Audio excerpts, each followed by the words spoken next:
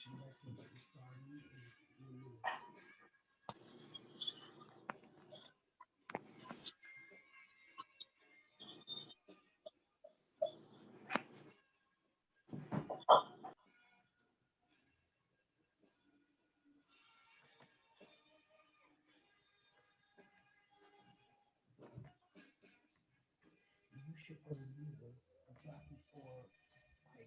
finish speaking because it takes some time. I saw with my.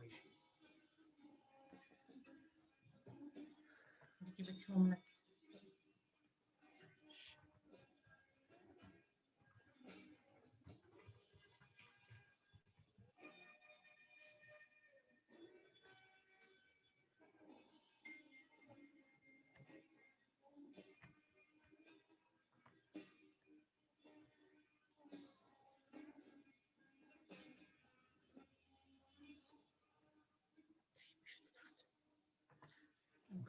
I'm gonna, 1 second. I'm gonna unmute her. 1 second. I'm muting her only. Why? I'm starting. Okay, so I'm shutting this off. Are you sure? I want to stop the screen square. I'm gonna stop the screen square.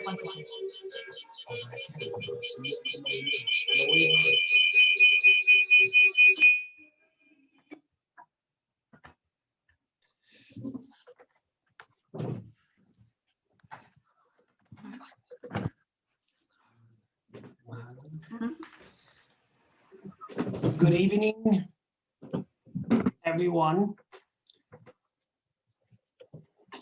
It's with immense privilege and gratitude and awe that I stand here before you tonight in an evening of tremendous privilege to host as our scholar in residence, Dr. Edith Eva Eger. It's very seldom that we have the privilege, if ever, to host someone of such magnitude and caliber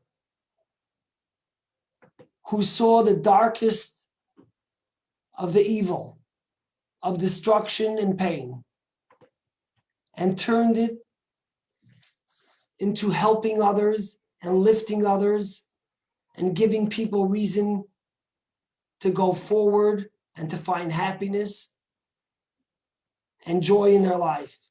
If there's anyone that could ever say, I've seen the darkest of the evil, and yet I've also seen the greatest of humanity, it's Dr. Edith Eva Eger.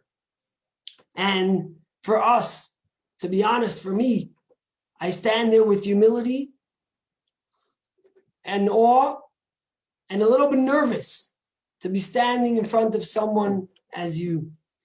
Dr. Eger, I want you to know that in our home, both of your books, The Gift and the Choice, are not only present in the home, but they take center stage for us and our children, seeing what you have written and how you have been able to transform darkness literally into light.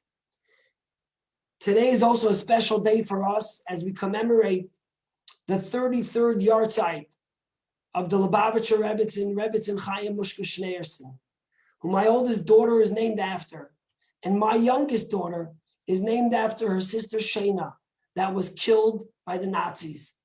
My parents, my mother's grandparents, were murdered by the Nazis in Berdichev, and my wife Gurney, who's standing on my side, whose grandmother, who will be celebrating her 100th birthday, miraculously survived the hungers of Leningrad, where she lost half of her family. So on a personal note, I want to thank you for this privilege, and I will now go on to introducing Dr. Eger. We will hopefully take questions and answers from the chat and try to answer as many as we could. I would like to thank all those that donated and helped sponsor, and especially to our main sponsors, Adam and Rita Weiner. It is our immense privilege, and we look forward to doing more events like this. Dr. Edith Eger, a native of Hungary, Edith Eva Eger was just a teenager in 1944 when she experienced one of the worst evils the human race has ever known. As a Jew living in Nazi-occupied Eastern Europe, she and her family were sent to Auschwitz, the heinous death camp. Her parents were sent to the gas chambers, but Edith bravery kept her and her sister alive. Toward the end of the war, Edith and other prisoners had been moved to Austria. On May 4th, 1945, a young American soldier noticed her hand moving slightly amongst a number of dead bodies. He quickly summoned medical help and brought her back from the brink of death. After the war, Edith moved to Czechoslovakia, where she met the man she would marry. In 1949, they moved to the United States. And in 1969, she received her degrees in psychology from the University of Texas, El Paso. She then pursued her doctoral internship at the William Beaumont Army Medical Center at Fort Bliss, Texas. Dr. Eger is a prolific author and a member of several professional associations. She has a clinical practice in La Jolla, California, and holds a faculty appointment at the University of California, San Diego. She has appeared on numerous television programs, including CNN and the Oprah Winfrey Show, and was the primary subject of the Holocaust documentary that appeared on Dutch national television. She's frequently invited to speaking engagements throughout the United States and abroad. Without further ado, it is my immense honor and privilege to introduce to you Dr. Edith Eva Eger. One second.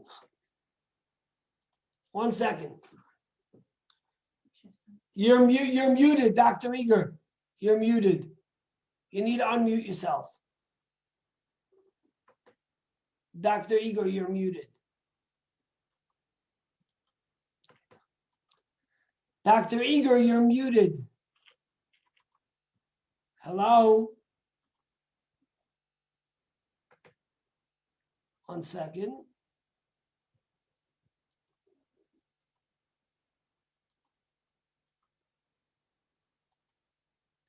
You need to unmute yourself. There you go. No.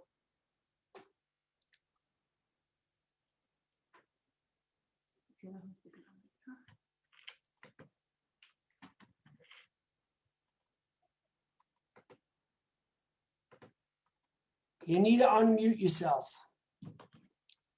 1 second, guys. We'll get it working in a minute here.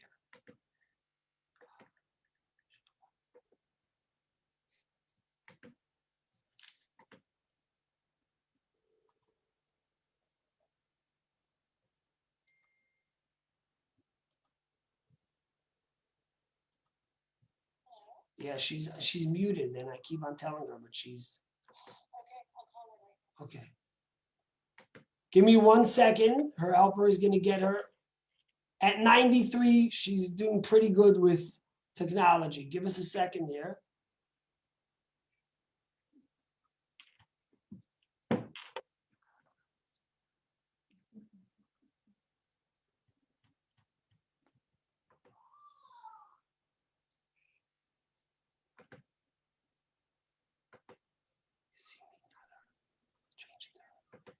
Hello, can you hear me? Okay. Hello. Excellent. They can hear me. Okay, thank you. Yes, good. Thank you very much. Your volume. Your volume. Is that okay? Yes. Yes. Mazel tov.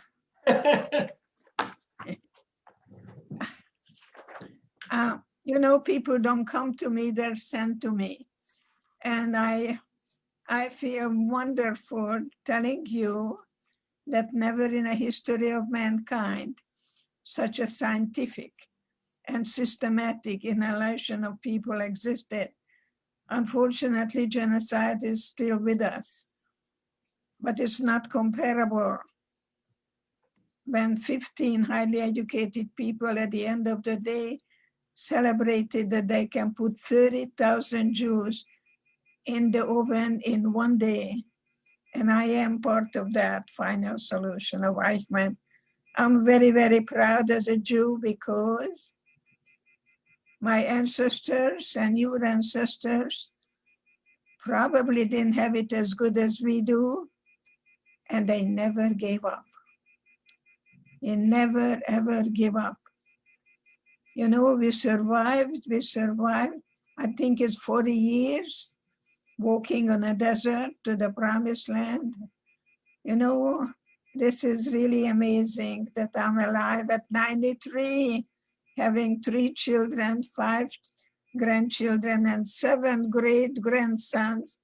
That's my revenge to Hitler. So I am so happy tonight seeing all the beautiful people, all kinds of wonderful, reminding me when my mother made the challah on Friday afternoon. It was like an art piece. You know, I was just observing my mother, and now I am watching that there are all kinds of challahs, onion challahs, and then what kind that I wish I were with you for Shabbat. That would be wonderful, and maybe it will happen. You never give up, never ever give up. So I cannot tell you that we don't seem to appreciate what we have until we lose it. So when you took me out to dinner, I would eat up everything on my plate. And if you don't eat it up, I'll eat it up or I'll take it home with you. It's very painful to throw away a piece of bread. Even today, my daughter tells me it's okay to leave food on your plate. I don't. So I never ask people, how can I help you? But I ask, how can I be useful to you?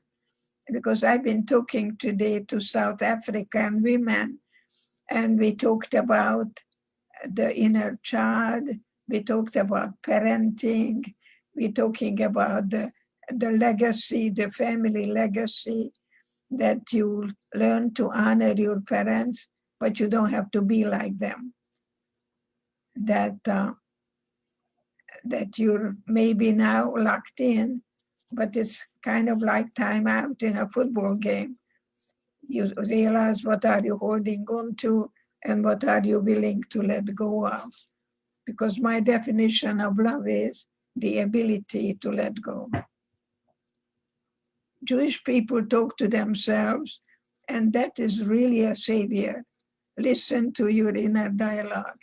Listen to what his head is telling you, what his heart is telling you. Because when you get up in the morning and look in the mirror, you can just say, Gail, I love you. And Marie Cardio, I love you. I love me. Self-love is self-care. It's not narcissistic. I see there are beautiful books. Jane Rabin, you have beautiful books behind you. I love people who like to read. Shalom. So here I am. And what would you like to know? One thing I can tell you that I don't care about the chronological age, because when I was 40, my supervisor told me I have to go get a doctorate. And I said, it's impossible. By the time I get a doctorate, I'll be in my 50s. And he said, you'll be 50 anyway. And I think this is great. You may be in your midlife wondering whether you like to go back to school and maybe pick up a PhD or an MD. So don't look at the chronological numbers, because it's going to happen anyway. I feel younger now, I tell you why.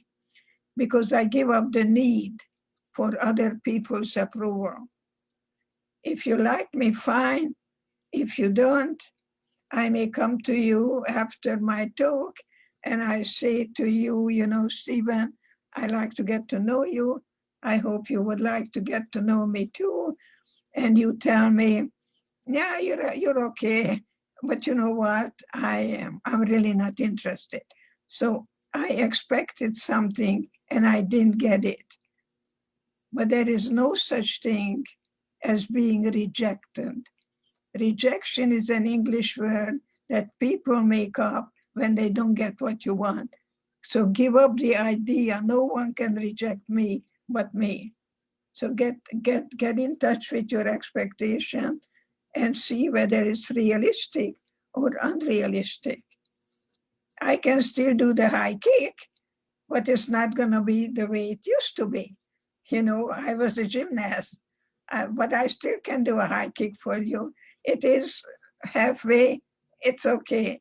It's okay. So I live in the present. I give up the need to please everyone, but most of all, I give up perfectionism. Because if you are a perfectionist, you're going to procrastinate. You're going to say, I'll think about it tomorrow. Remember Scarlett O'Hara, Gone with the Wind? The Yankees are coming and God knows what is war. And she says, I'll think about it tomorrow. I think procrastination can make you fall backwards. I live in a present. I can only touch you now. So I like people to be assertive and ask what you want and learn to negotiate and compromise rather than non-assertive and you allow other people to choose for you or you choose for other people. So you don't want to be aggressive or non-assertive, but you want to be assertive and ask what you would like. You can be disappointed, but don't allow it to lead it to discouragement. You can be angry, but don't allow it to lead to resentment. So it's very good for us to look at this, getting together and how you show up for such an evening, because life is like one day. That morning sunshine doesn't come back. Every moment is precious. I don't take anything for granted. So it's okay. It's okay to empower each other with our differences, that I can be I and you can be you, but together we're going to be much stronger. And that's what we needed to do in Auschwitz. The darker things were, the closer I was to God. And somehow God guided me to change hatred into pity, because they could put me in a gas chamber any minute. 4 o'clock in the morning, we don't know how that day is going to go. When we took a shower, we didn't know whether gas or water is going to come out. They could beat me and torture me, but they could never murder my spirit. And that's what you have. The Chabad are people who are spirited. They take anyone, anytime. I know that because I have a son. And the Chabad is taking my son in. My son is blind. And my son goes to Washington and fights for people with disability, that they would make the city more available for people with disabilities. And he says, besides, my mother is a survivor. So he's so proud that he can help other people and do for others. And that's what we had in Auschwitz. All we had was each other. If you were just for the me, you didn't make it. But then again, you had to be flexible, because I was with a girl from Yugoslavia, and she said that we're going to be liberated by December. And December came and went, and she died. So I think it was very important for us to have each other and transcend and move beyond the me. Just like today, here you are committed, here you are with the precious Rabbi.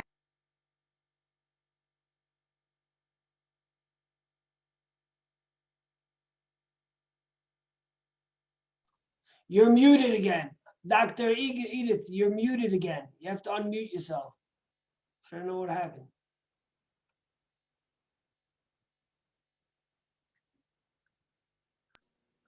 Good, okay. Okay. I'm sorry.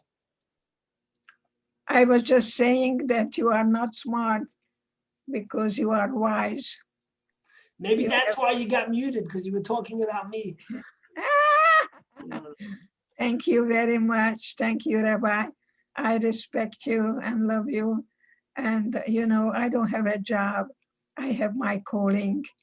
And I couldn't be happier knowing that not only I survived, but I was able to become a guide from darkness to light, from anything that happens to you, to recognize that it's temporary and you can survive it, that you are for something rather than against.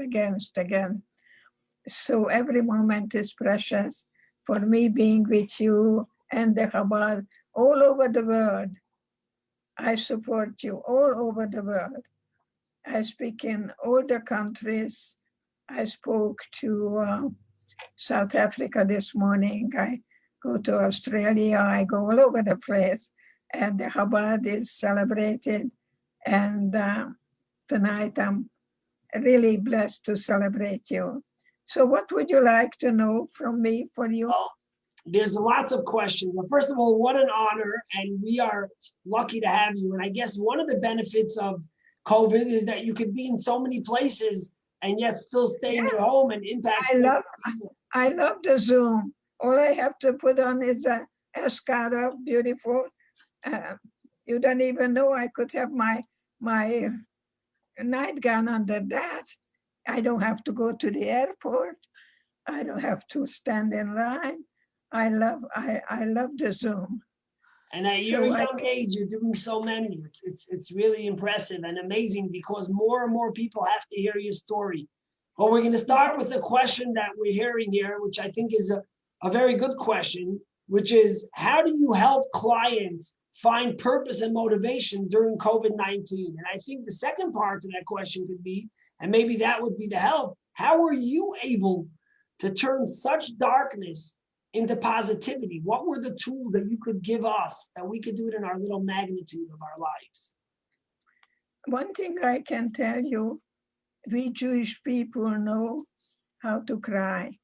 And what comes out of your body doesn't make you ill. You see, you either vent anger, suppress anger. We say in Hungary to women, don't breathe into your breast. Don't surprise anyone with, oh, this and this. You know, you talk to yourself. We Jewish people talk to ourselves. So you either vent to suppress it, but I'll teach you how to dissolve it. Because anger is not a primary emotion. You have a lot of pain underneath. People tell me I have an anxiety attack. You know what? There is no such thing. You're thinking anxiously, and you got to think about your thinking because what you think, you create. So there are two things to remember. To think about your thinking and pay attention what you're paying attention to. Any behavior you pay attention to, you reinforce that behavior. All right? Yes. So, now, yeah. Could you take a few minutes to possibly tell us a little bit about your story from the dance floor as the ballerina and how your mom told you what she told you on the card and what happened when you came to Auschwitz? If people could hear it live from you, it would be meaningful. Yeah, what is very, very important that my mother looked at me when I was about 8 years old, and she said, I'm so glad you have brains because you have no looks. Because I had two beautiful sisters, and I became a very learned, erudite teenager, and I had a boyfriend, and we belonged to the Bethar, and we're gonna go to Palestine and fight. We were very militant. See, we had goals, we had meaning in our life, how the two of us gonna go to Palestine. But unfortunately, that didn't happen. When I was put on the cattle car, he told me, I'll never forget your eyes and your hands. So in Auschwitz, I would go to everyone, tell me about my eyes, tell me about my hands, because if I survive today, then tomorrow I'm gonna see my boyfriend. This is the way, you know, the hope, and you find the hope in hopelessness. It's really amazing. The children who are spoiled, I beg parents not to spoil their children because they were waiting for something to come from the outside. And my God told me just what my ballet master told me. He was Jewish, and he said that God built me in such a magnificent way that all my ecstasy, I didn't know that word, ecstasy comes from inside out. And that's what came to me in Auschwitz. Not look for the outside. Dependency breeds depression. Look what you can find, that what we're born with. What a wonderful God, my loving God taught me never to give up. One day at a time, something like that, that I was able to not even pray for myself, but I was able to pray for everyone else with me. When I told my sister, when I began to work with Vietnam veterans on PTSD, I'm known for it as an expert, I told my sister I want to go back to Auschwitz because I could not take further the prisoners as I have gone myself. And I felt like a real fake. And I asked my sister to come back with me to Auschwitz because we lost our family and we never went to a funeral. And so she told me I'm an idiot and I'm a masochist. My sister doesn't want to hear one word about the past. And so I went back to Auschwitz and I created my own theory that you're grieving, feeling, and healing. You cannot heal what you don't feel.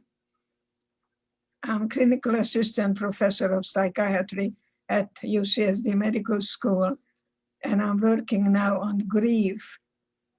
And they do not medicate grief. It's not clinical depression. There is clinical depression. There is using medication important because you have your genes and I can change that. That is the environment. But I take the third, the way I choose to respond to the other two. So that's why I'm telling you, before you say anything, you may ask yourself, is it kind? Is it very important? Is it very necessary? And if it's not, don't say it. You know, some people go to a dinner party and one person tells a joke and this other person is not listening to the joke, but waiting when it's his turn because he wants to outdo the other person's joke. You know, Jewish people were not allowed to go to public schools in Poland, in Hungary, and in Germany. We were able to, but they had the ghetto, and the ghetto had Sholem Aleichem. Nobody can have humor, philosophical humor, than we Jewish people do. We have the best sense of humor. You want to hear one? Sholem Aleichem asks you, why is the ocean water salty? And the answer is because of all the herrings in it. See, I love herrings. Do you love herrings? I love herrings. I love herring. And we I love love that Kiddush. Yeah. Edith, how did Mengele at Auschwitz find out that you were a ballerina? And the second part to the question is, did you have a passion for dancing and ballerina after you were liberated? That's a very good question because well, two things happened. We were completely shaven. And my Magda was the pretty one in my family. So she looked at me and asked, how do I look? You know, Hungarian women are quite vain, like Zsa Gabor. My sister was like Zsa Gabor, and she asked me a question, wants to know, how do I look? And I realized that I became her mirror. And you have a choice, as I had a choice now, whether you pay attention to what you lost or what you still have left. And guess what? I said to my sister, Magda, you have most beautiful eyes. And I didn't see it when you had your hair all over the place. And that's how we entered into the barracks. And that's when Dr. Mengele showed up and wanted to know who are the newcomers. You know, I was I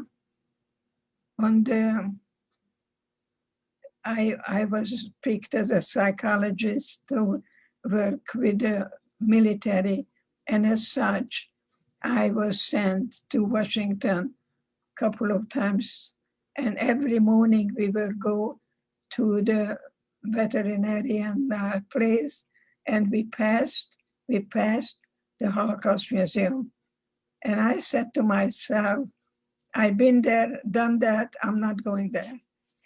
But after 6 years, I came Sunday, and I said to myself, I'm gonna go. By the way, the four-letter word I love is risk, to risk. And I rather risk and suffer than not risk at all. So I'm gonna come back to that if you want.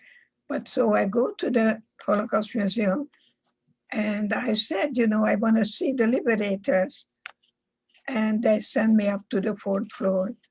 And I saw the liberators, I saw the flag, and they said Germany, France, and on the right side, there was a big picture, 1944, Hungary, new arrivals in Auschwitz. And don't go look for me because I still don't know whether it was me.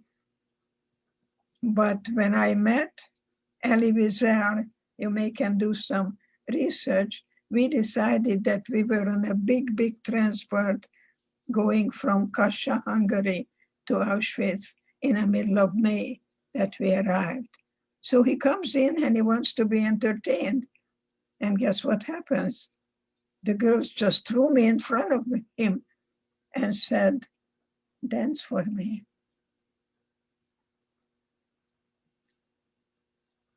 And the music, and I'm dancing, and I close my eyes as he's telling who to go to the gas chamber, and I began to pray. I still pray in Hungarian. When I come home, I'm thanking God for bringing me home. I was so close. I really discovered God in such a dark, dark place. I didn't cry in Auschwitz. People tell me, how did you cry? I said, I didn't. I was numb. I was void of feeling. So I'm dancing, and I close my eyes, and I pretend that I am at the Budapest Opera House, and I'm dancing the Romeo and Juliet at the Budapest Opera House. When I met Viktor Frankl, he said he too, check out. That's what happened. And a woman comes to me and says, I was inappropriately touched, but how can I tell you, you were in Auschwitz? And my answer is, you knew the enemy. I was told every day I'm never going to get out of here alive, that I'm subhuman. I knew the enemy. But when you are touched as a child, the question I ask, when did your childhood end? Because some children grieve over not what happened, but what didn't happen. When my granddaughter asked me to buy her a dress so she can go to her dance, and I'm a big sucker, and my father was a couturier. May I be the best dressed girl when I grow up. So I buy her a dress, I come home, and automatically I cry. The world understand, men have a very different corpus callosum. That's why we call men thick-headed. But a very different way to look at things. We women come from the heart. And anyway, I'm not understanding why am I crying. I'm not crying because Lindsay went to a dance. I cried because I never went to a dance. So you see, therapy is grief work, not what happened, but what didn't happen. So it's very important to find that little girl and that little boy in you, find out whether you had any secrets, and find out that maybe your daddy or your mommy were ill and you had to take care of the parents. Because if you are a child of an immigrant, my little girl was 2 years old when we came to America, and she taught me how to speak English. She brought home a book called Chicken Little. And there came Ducky Lucky, Goosey Lucy, Turkey Lurkey. I didn't know turkey from lurkey and ducky from lucky. She was telling me, and she taught me. So there is a reversal. The children become the parents to the parents. And that's why it's so important to study the family legacy. Now, I don't see boys that way. Then a mother who holds you, Rabbi, is the first woman who holds you. But you look at daddy when a little boy you are, and you make two decisions. You can say, when I grow up, I want to be like him, or I want to be everything he's not. I don't know if you can relate to it, but then you grow up and you become the rabbi, even though your father wants you to take over the $1 million business. No problem, because you give up the need for your father's approval. But when you want to prove something and say, I'm never going to be like him, then you want to prove something. And if you want to prove anything, you're still a prisoner. So there is a difference between a male and a man. A mensch, you are a teacher, you are a role model to the children, because love is not what you feel, is what you do. You take care of the children's mother, and children don't really do what we say, they do what they see. All right, so I many times say to you that maybe your son, Paula, comes and said, the phone is for you. And you very quietly say, tell him I'm not here. And next week, you hear the lecture on honesty. The kid remembers everything. So you got to be very careful not to say one thing and then do another, because that's, of course, the definition of hypocrisy. So it's very important right now to have me as a good role model, hopefully, that I want to be. I tell the children, I go to schools because they are the future. And I tell them, you are the ambassadors. for peace and goodwill. And I want to do everything in my power that your children, grandchildren, and great-grandchildren will never, ever experience when good people do bad things. So give me questions, more Yes, questions. okay. One question I got, and I have a few here.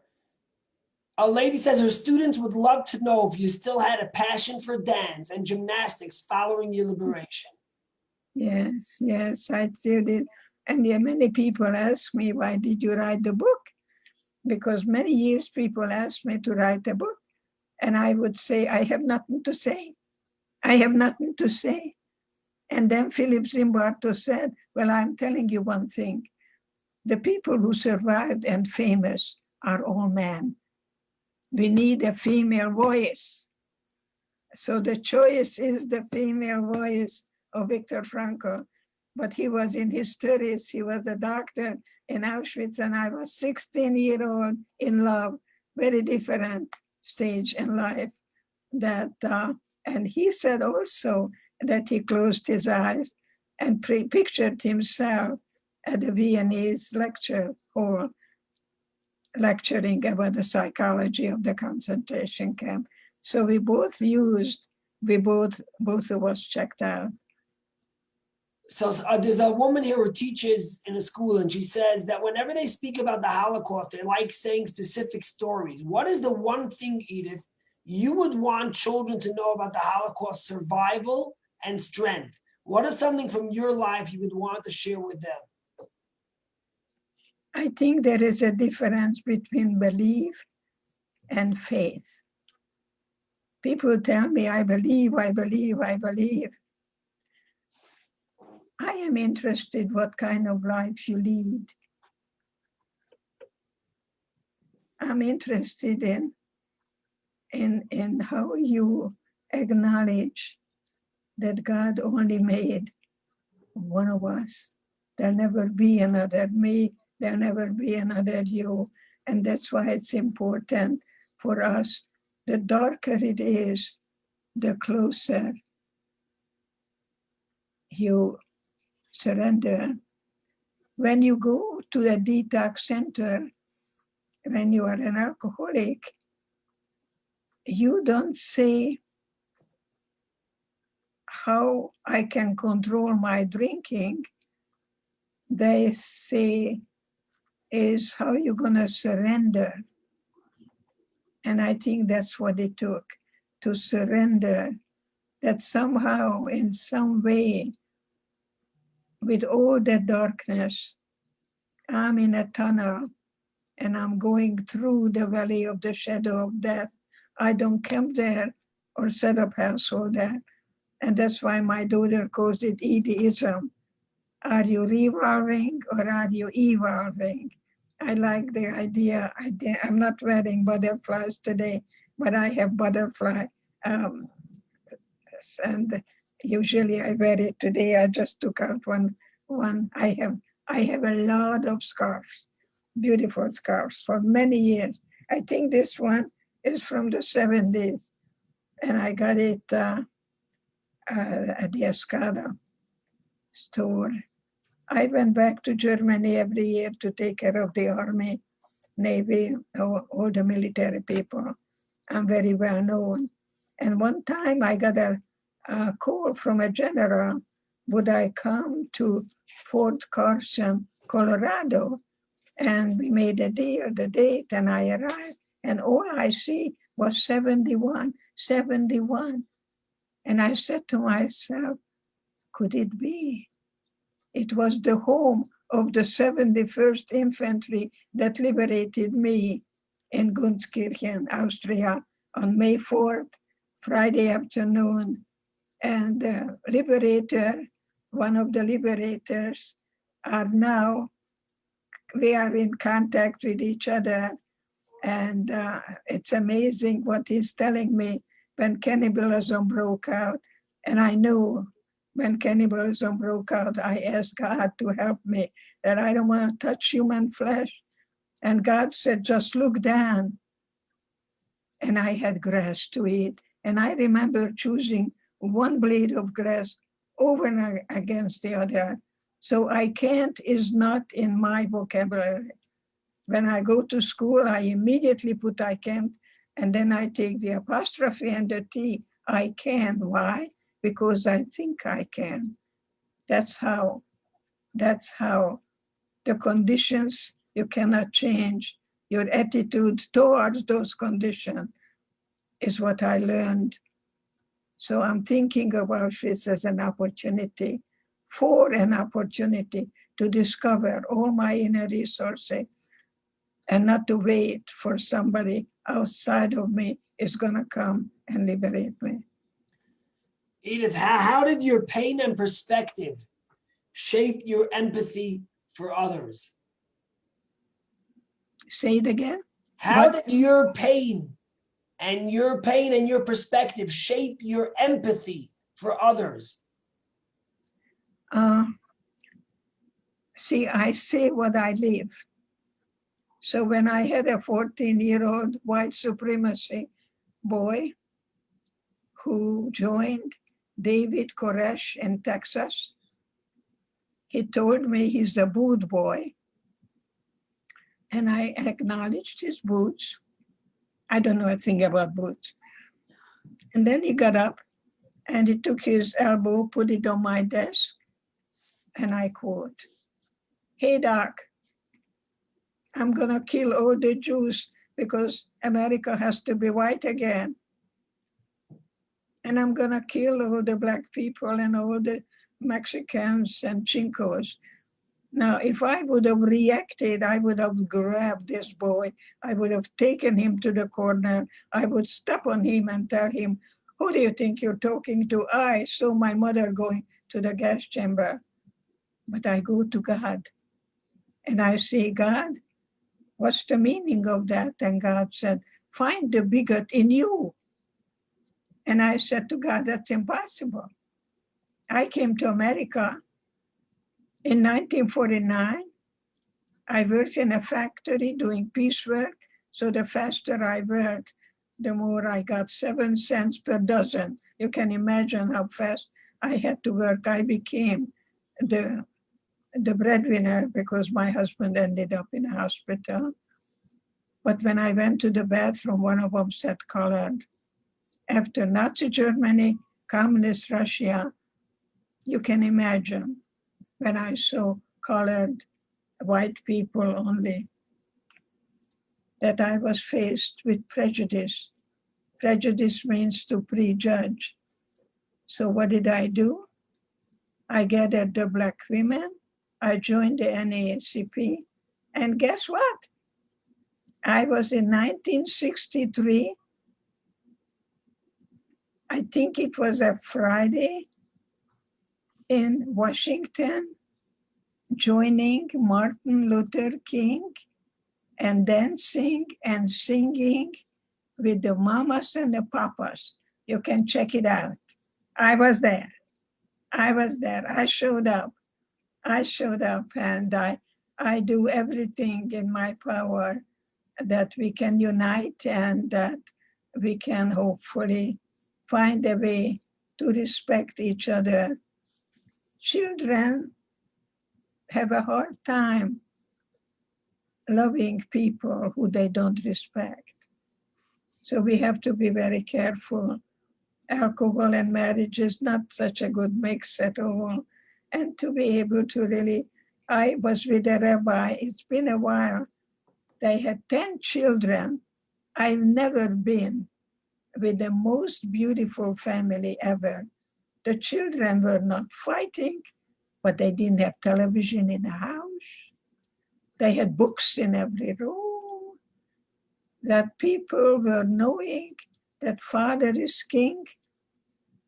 And if you watch Fiddler on the Roof, that woman is the wisest one because she knows that the husband needs to feel that he makes all the decisions in the world. And guess who makes the decisions? Remember the scene when she tells him that the daughter is going to marry a guy? Oh my God, she had a dream. I don't know how she was going around about, but that's a wisdom that I think that women needed. And I know that women who survived, who suffered the most, are stronger for it. Wow. So, I have 10 children too, but I wouldn't say they don't fight that much. I don't know. I want to find that rabbi because we don't have a television, but we fight a little. but you do not have any loud voices. I write a constitution for your family because there is no freedom without responsibility. It's anarchy. So if you fight, you're not going out this weekend, but that's a consequence. That's not a punishment. I teach assertive discipline. What? And I write it down, and it has to be notarized. Don't say, oh, you thought you said that. No, I didn't say that. I don't go for any of that nonsense. It's on the piece of paper, sign it. So it's just automatic. You do this, if you do that, you're gonna do that. If then. You have to have rules. Without rules, you have chaos. You don't have chaos. What was Viktor Frankl as a person? And can you share any personal interactions you had with Viktor Frankl? My relationship with, can you tell me again the question? How was Viktor Frankl as a person? And Viktor Frankl as a person. And how was your interaction with him? Yes, that's really amazing because I kept my secret. I didn't have the verbal capacity and I didn't want people to feel sorry for me. So I went completely underground until someone handed me a book called Man's Search for Meaning. And oh my God, have you ever wanted to write 10 pages for everyone? I said, yeah. And then I published a paper called Viktor Frankl and Me, the little old me. And someone sent it to him to Vienna. And one day I got a letter.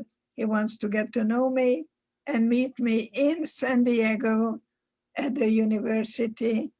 And that's how our relationship began. And it was a wonderful mentor. He was a mentor and a colleague.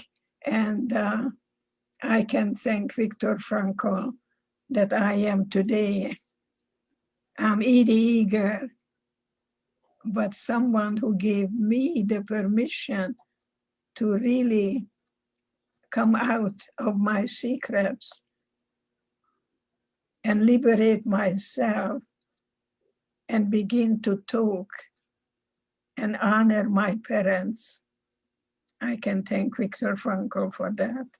And I did the keynote address for his 90th birthday.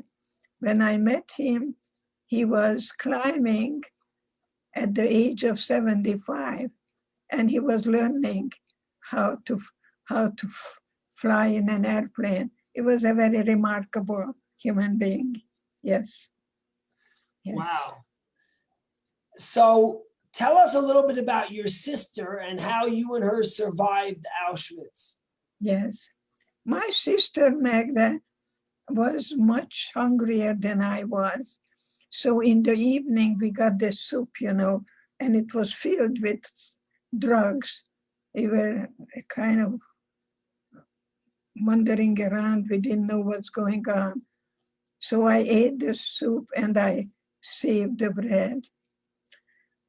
And when we were standing in line to get the tattoo, I didn't get it. And then pretty soon I saw that my sister was away from me, and I knew I had to see my sister. So I started to do cartwheels so the guard would look at me, and we ended up on the top of a train carrying ammunitions for the Nazis so they wouldn't bomb, but they bombed anyway. About 7 girls died around me. I was the first one to jump because, you know, I was a gymnast, and I ran to the forest and didn't see my sister. I ran back and she was lying down and she cut her. I can still see that. And cut and I chewed her out. I'm so ashamed of myself because there were political prisoners who were eating. And I chewed her out that this is the time to ask for food. And now she looks the way she does. I'm ashamed of me. It didn't occur to me that I could go and ask because I was the ugly one. She was the pretty one. So get in touch with the story that you carry with you. We call it injunctions. And see, you can rewrite your script. And one of the things that we Jewish people can celebrate in the Torah, the beautiful celebration of memory. And that's why I could show up every year, everywhere, to really know that I owe it to my parents. And my dancing with Mengele ended up for him giving me a piece of bread, and I could have eaten it right away.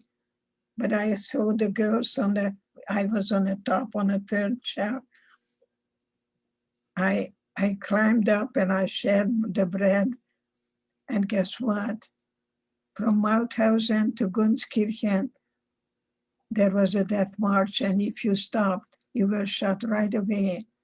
And I was about to stop and being shot. And the girls that I shared the bread with, makes me cry, came and carried me so I wouldn't die. If you would have me, you didn't make it. Can you imagine? This is April 1945, and we were liberated May 4th, 1945. And I was among the dead. And I looked up, and when I was on Oprah, she's watching me, and I said, he had big lips. And right away she said, he was black. I said, I've never seen a black person in my life. But when I looked at the eyes, I saw tears, and I saw the hands, and I saw M&Ms. People keep buying me M&Ms. Please don't buy me M&Ms. Please, please, I am filled with M&Ms. But I wish I could meet that man because, you know, I was among the dead. We didn't know who was still alive, but God had a plan for me. Wow. You know, it's to what you said, the inmates that looked after themselves before others did worse than the inmates that looked after others before themselves. Please, could you elaborate on this? I see your wife sitting next to you. Yes, I'm funny. And Dr. Eger, it is I an want to honor. know that you're my hero. So, You're the hero. you know, you were You're the saying wise Zoom woman. is so good because you can just put on a scarf and no one sees you. So Zoom is also so good because I've been sitting here the whole time, but I've been doing the technical side. So I'm working on another computer, but right next to. But now that things are running smoothly, I said, okay, we can go into one frame and I can talk to you. And the honor just to hear your voice and hear your story. But the thing is that as you talk, there is wisdom in every line of word you say. You give parenting advice, you give self-help advice, you give relationship advice. Every line you say is just inspirational. And Edith, I grew up in South Africa. And so when you say that you were in South Africa this morning and here today, it's a big connection for me because I say home is where the heart is. And my heart is in lots of places. And South Africa is one of those places because my parents are there.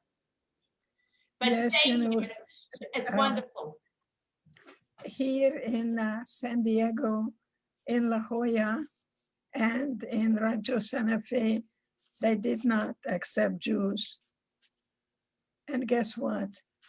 Now we have a Chabad rabbi in La Jolla and in Rancho Santa Fe. I don't know if you know Levi Reskin Yes, I know. and his wife Deborah. You know, Yes. they are amazing. Deborah is one of those women that I admire so much. She's never tired. She's working all day. She has 5 children, and she's amazing, the home that she provides. When I can, I am always invited to go there for Shabbat dinner. So, you know, times are changing, and we are changing with the times. I Edith, think someone just asked, how do you remain and look so young and beautiful? oh, honey, I take good care of myself. I stretch, and I think I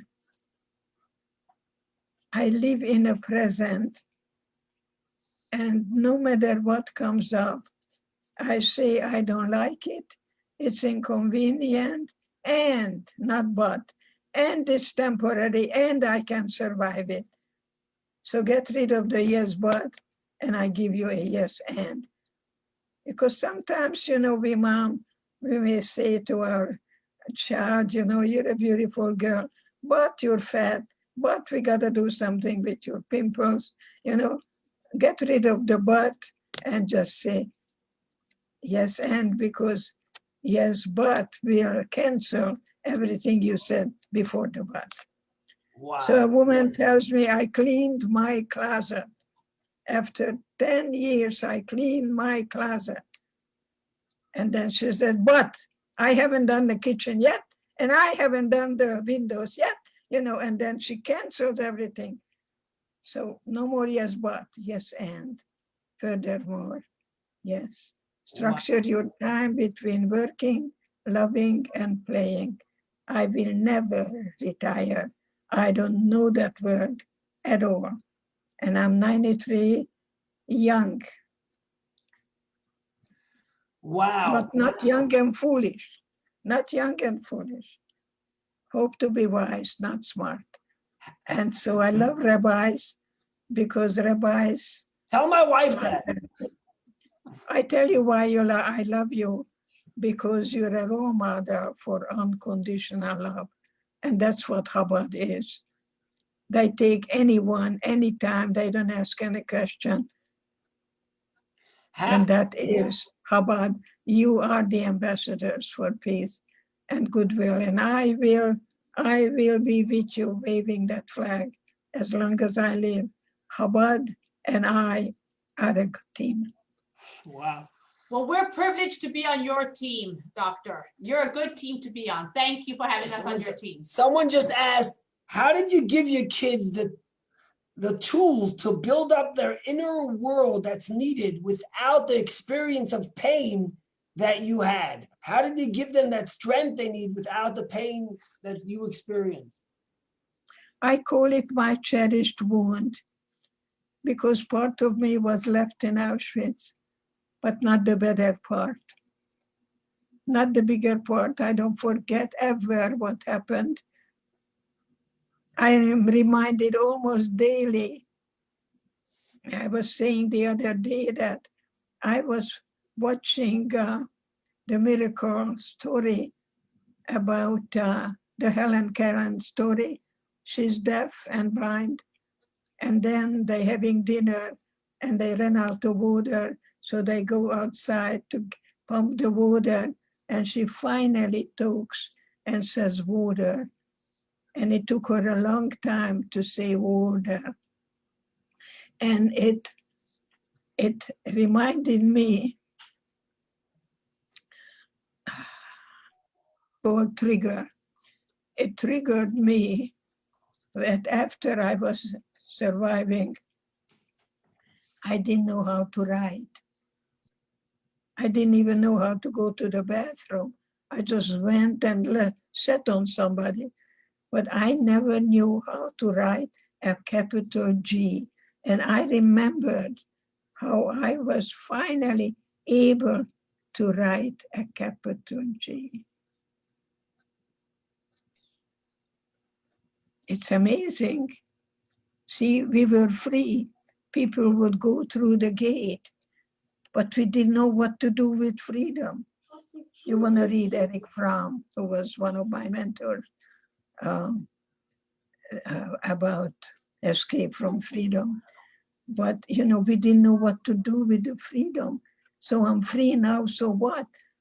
So people would go out and go. And then pretty soon we would come back and sit down. Because we were told we're never gonna get out of here alive. So Seligman, the wonderful psychologist, calls it the learned helplessness.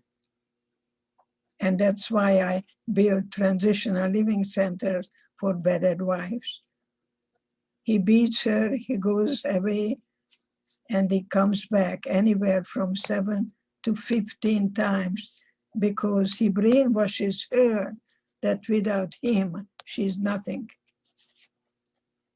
It happens a lot of the times, more than you would like to believe that. But I don't think it's among the Chabad people at all. Look in a low level military people, because they have to say yes, sir, and do what they are told, and then they come home. And then they take out all that anger on the family. So I can talk to you hours and 3 days nonstop about my work and my patients, that I consider myself a guide. Because whatever happened, you could have killed yourself. I was very suicidal. It's easier to die than to live. But my guide told me I have to be for something. And thank God, I'm talking to you now. What it takes, the courage, perseverance, the patience, the able for you to be the role models to others. As I look at you, you've been through a lot yourselves. So we are survivors, sharing stories. I have my story, you have your story. I beg of you to recognize that the biggest gift I can give to my children now, that my book is on the living room table of my children, grandchildren, and great-grandchildren. So please write your book. It's very good. What comes out of your body never makes you ill. What stays in there does. So practice expression rather than putting things down because it doesn't go away. And your body talks to you. If you don't deal with it, it will deal with you. Pretty soon you get a headache, you get a tummy ache. Some things you can really just tolerate, but others really will nudge you. And you got to face all these triggers and just sit down and say, I have a feeling. I want to go and kill someone right now, but it doesn't mean you're going to act upon it. Because God gave us temptation. Why? So you practice the freedom of choice. I would love, I was invited by Brené Brown, and I promised her I may bake her a 7-layer chocolate cake. So if I have diabetes and I'm looking at that chocolate cake, my kid in me wants it. No. Because the kid doesn't care about consequences. I eat it. Why? Because I feel like it. That's the end of that. As an adult, I still feel like it, but I don't act upon it unless it is in my best interest. So be a good mommy to you. Be a good parent to you. I want to ask 2 last questions, and then I promise, I know it's you do this all day and it's late for people. The first question is, what do you say about the rise of anti-Semitism in the USA and all over the world. You know, I went to a Jewish school, and that was before Hitler. And we come out of school, and children are spitting at me, and they call me a Christ killer. I had no idea ever that Jesus was a Jewish boy. I didn't know that. So Ahmadinejad said that the Holocaust didn't exist. I begged you. You know, I was with Larry King and asked me whether there was kindness among the guards. So I told him a story, but I also told him about Ahmadinejad, who said the Holocaust didn't exist. He told it to Larry King. And I don't think he read Plato. Remember, my mother told me that I became a very erudite teenager. I had to read Plato. And Plato said, you have to think of a lie, and it's got to be a big one. And then you repeat it until people believe it. You have to question authority rather than blindly adhere to authority. So there is a book and an old book from Harvard. His name is Adorno. The name is Authoritarian Personality. And he created the F scale. F stands for fascist. And he's proving to you that small town USA is likely to fall to fascism because they don't question authority. People just take something as the truth. And it's very important for, hopefully, not to really operate on any kind of denial. And if someone tells me the Holocaust didn't exist, I'm not going to tell them anything other than that you may want to go.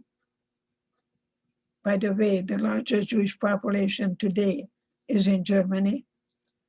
But I can tell you, never deny someone else's truth. You just say, I hope you find the German consulate somewhere near you, and please go to the German consulate and they will tell you. I think that's a good answer rather than you're wrong. Don't, if someone throws out the rope, don't pick it up. It takes two to fight, it takes one to stop it. Just say thank you for your opinion. That's what I teach children, because the bully is gonna say you. When you hear the word you, you're gonna be dumbed. And you say to yourself, the longer they talk, the more relaxed I become. It's called you practice your low frustration tolerance level. So there is a 50-cent word for you. But it's very, very important not to deny someone else's truth. If they tell you pink crocodiles walking on that wall, you say 3 words. Tell me more. Love is time. Love is time. That's what I did with the 14-year-old. I created an atmosphere that he feel any feelings without the fear of being judged. So there is no right or wrong feeling. There is only my feeling. So if you have a feeling, just sit down, say, invite it in. Feel that feeling. Don't fight it, don't run from it. And then you release it. Again, my definition of love is the ability to let go. The second question I had, would you like to be married to you? What? Are you fun to be around? And are you fun to? So again, it's very important that if someone tells you, I need you, run. Needy relationships are negative. No, I don't need you. I want you. I want you. I want you. Your soulmate is the body and the mind and the spiritual dimension. That's what you find with Chabad. Last I am your question. ambassador. Last question. Did you forgive the Nazis and Mengele? And if yes, why? I tell you why. I believe that revenge gives you satisfaction. But forgiveness has nothing to do with me forgiving the Nazis, because I don't have any godly powers. I consider forgiveness a gift that I give me, that I don't carry hate around. Because if I would still be a prisoner. I don't want to give them another inch. I want to have joy and passion. All right. It's not me. I don't have any, no, I don't know where the Nazis are, but I know that I have the joy and the passion that was given to me by the most loving God. And being a Jew gives me the pride. I'm the proudest Jewish woman who never would ever run away. I feel blessed to be able to suffer. That made me strong. So I am a woman of strength, not a strong woman, that I hope to be a very good mother, role model to the children. So no, honey, I don't have any powers, but I know that I am selfish. I want to have joy. Can I talk about orgasms? You know? With pleasure. You know what orgasms prevents Alzheimer's? Have a few, it's good for you. Connect yourself. It's a mitzvah, especially Friday night.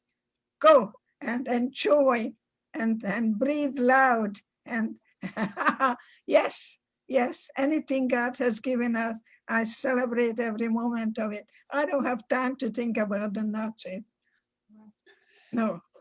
You're a breath of fresh air. You are. You're right. You have to not think about everything and everyone that can draw you down. You need to bring, and then when you bring joy into yourself and into the world around you, look how much positivity you've spread.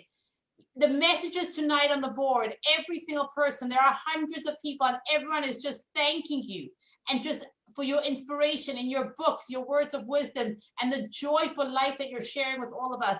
Because like you say, you know, none of us can relate to the kind of suffering you went through, but the choices you've made to not to be a victim is incredible. You know, I tell you what is the stupidest thing. When someone calls and tells me, how are you? Don't ever answer a question like that. How are you? Fine. Did you have a good day? Yeah. What do you want to do tonight? I don't know. What do you want to eat? I don't care. Get rid of all that social noise.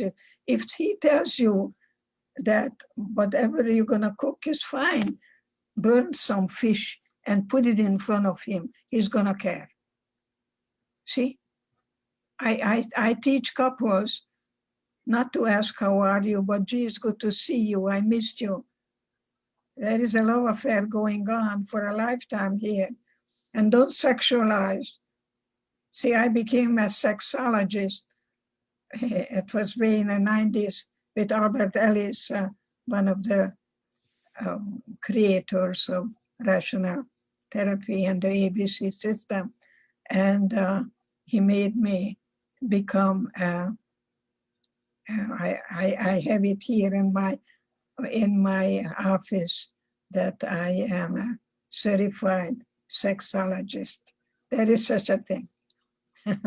Anyway, but I really am talking about communication, that you must talk to yourself and find that little girl or find that little boy that maybe was one of my patients whose dog died when he was 9 years old. And the father came and told him that in this family we don't cry, and grabbed that boy and took him to a pet shop and bought another dog. And he said to me, Dr. Eger, I'm 56 years old. I have yet to shed a tear since I'm 9 years old. Take care of some of those unfinished emotional business, because if not, you carry it from generation to generation. It's okay to cry. I cry a lot.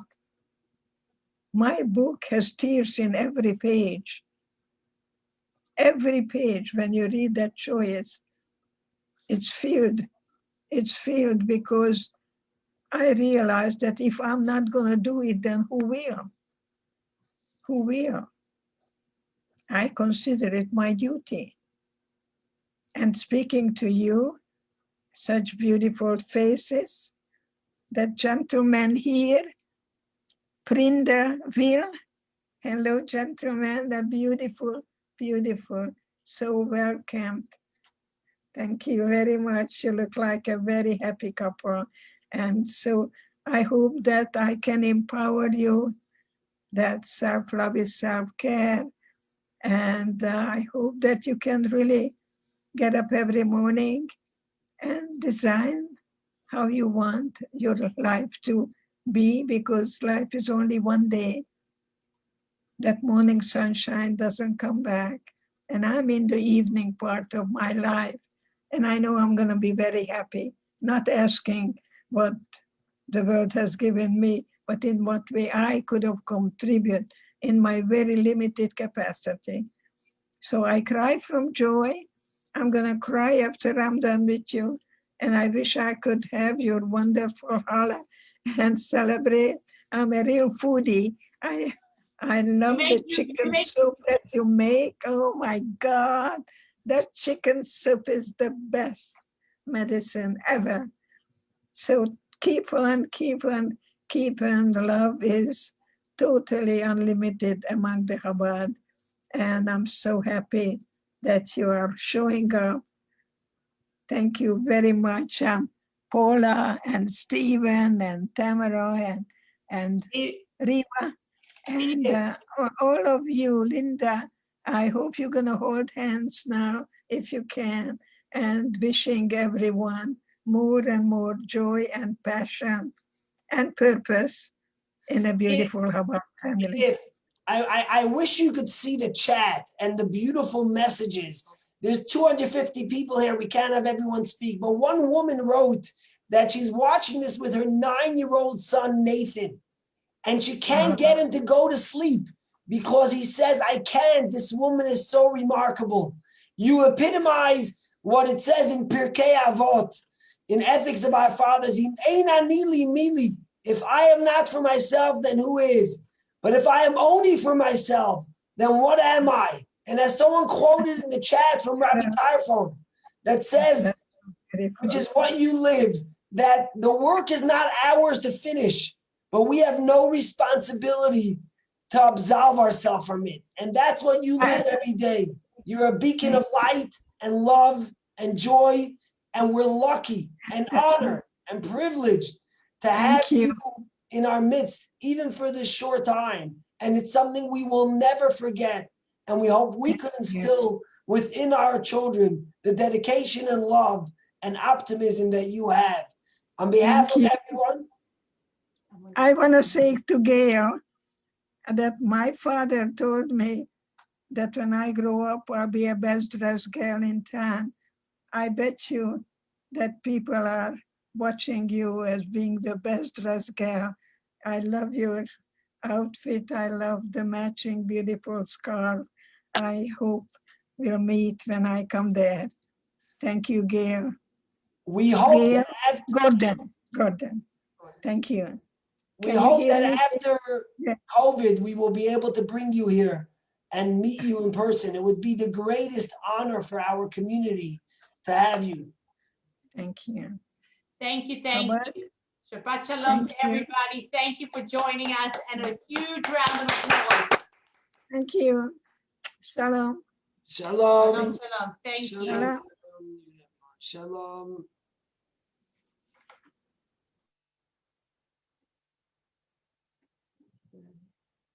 How do you unmute? If we can unmute as people sign off. If you want to unmute and say shalom, you could. God bless. Now she's muted. You're muted again. Oh, yeah. Okay. Shalom. Shalom, shalom. Thank you. Thank you much. Thank you. Thank you. Thank you. God bless. Thank you. Shalom. Shalom. Thank you. Thank you. Thank you. You're lovely, strong, beautiful. Thank you. Thank you. Amazing. Bye. Thank you very much. Thank you. It was wonderful. Thank you. Thank you. Thank you. Thank you so much. Thank you. Shalom. Babalu. Thank you. Debbie, where's the rest of you? No. Where is Eva coming in from? Eva is in California. Oh, okay. She's muted now. I don't know why, but Eva. Yeah, no, I just was curious. Yeah, Eva, you're muted. You're on mute again. But Eva's from California, and she tries to do as much as she could. In fact, she didn't tell anyone, but she's in quarantine now because she was in contact with someone, and just for safety. And that's why she was manning the whole Zoom herself. And at 93 years old, she was pretty awesome running this Zoom herself. Because Katie, who helps her, was not able to be with her because Katie's in quarantine too. So it does look like your mom, Steph. Yeah. Thank you. God bless. Thank you, Mandy. unbelievable. Thank you all for joining. And this is really, Edith, you literally are amazing. There's no words, no words. You're comforting to all of us in a time of so much challenge and hate, to see so much love and optimism and warmth. Her spirit is, Edith, Yeah, you're her on mute. her spirit is such a blessing. We're all so lucky. It's unbelievable. And the fact that she continues doing it at her age, and she never says no to Chabad, and she never says no to anyone. It's amazing. This is what a hero looks like. Thank you, Rabbi. Thank you. Thank you, guys. Shikaya. I'm trying to get it to. Thanks for joining us. Thank you. Thank you. Bye, David and Tracy. Bye, everyone. Is the talk, was the talk recorded? It's on Bye. Facebook Live recorded, so you can watch it on Facebook Live. Thank I you. will put it on Thank YouTube, you. God willing. Thank you.